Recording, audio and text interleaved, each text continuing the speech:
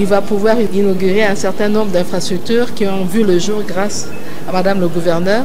Et c'est un exemple pour les autres provinces. Ici Lunga, je suis rédacteur en chef à la direction provinciale de la communication de la province du Lualaba.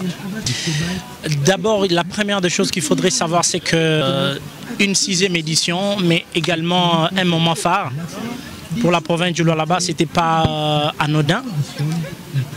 Et vous le savez très bien que la politique pilotée au niveau provincial par son Excellence, Fifi Masuka Saini, qui est d'ailleurs la fille aînée de l'Union sacrée de la nation, est une politique de la croissance économique, mais notamment une politique d'une révolution des infrastructures au niveau provincial. Une politique, n'est-ce pas, qui va dans la ligne droite de la vision imprimée au niveau de la nation congolaise par son Excellence Félix-Antoine Tshisekedi Tshilombo. Un moment opportun, pourquoi? Parce qu'il fallait démontrer la matérialisation de cette politique, n'est-ce pas, devant les différents opérateurs économiques qui sont venus à cette édition de CABEM 2025. Mais aussi un moment important parce qu'il fallait accueillir pour la toute première fois la première ministre de la République démocratique du Congo. J'ai cité ici son Excellence Judith Suminwa Tuluka, chef du gouvernement congolais. Et d'ailleurs, les amis de la presse, vous avez été là, vous avez vu toute la mobilisation et la démonstration d'un accueil de haut rang réservé au chef du gouvernement congolais.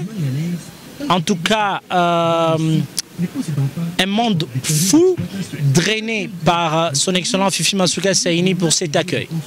Mais au-delà de cela, on a bien parlé de bâtir notre avenir comme thème.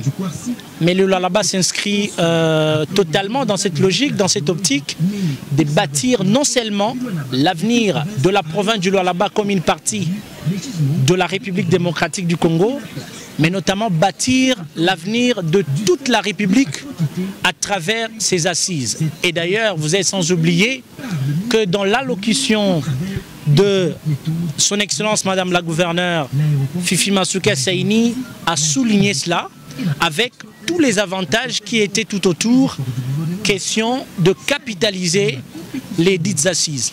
Mais bien au-delà de cela, parmi les temps forts, vous avez vu le mot prononcé par son Excellence Judith Suminwa Tuluka, un mot intéressant parce qu'il a balayé tous les enjeux économiques de la RDC en insistant sur la transformation locale et le développement de l'industrie de transformation ou manufacturière de la République démocratique du Congo, mais aussi la diversification de nos activités économiques,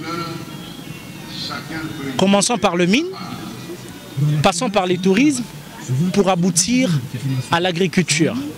Une vision aussi matérialisée au niveau de la province du Lualaba par Fifi Masuka Saini, qui, au-delà de mine, a mis en avant le tourisme et l'agriculture comme deux secteurs alternatifs de l'économie de la RDC. D'abord que, premièrement, l'autorité provinciale, en tant que coordonnatrice au niveau provincial de l'Union sacrée de la nation, elle a eu d'abord à rencontrer les différents fédéraux qui pilotent différentes plateformes membres de la famille politique du président de la République pour deux choses. Premièrement, réserver un accueil chaleureux au président de la République qui vient, non pas pour la première fois au Lualaba, mais pour une énième fois, parce que vous êtes sans oublier que le chef de l'État était déjà dans la province du Lualaba. Ça, c'est de un. De deux, c'est pour mobiliser toute la population du Lualaba. Et d'ailleurs, vous le voyez déjà à travers différents contenus de communication, notamment les spots publicitaires qui passent déjà.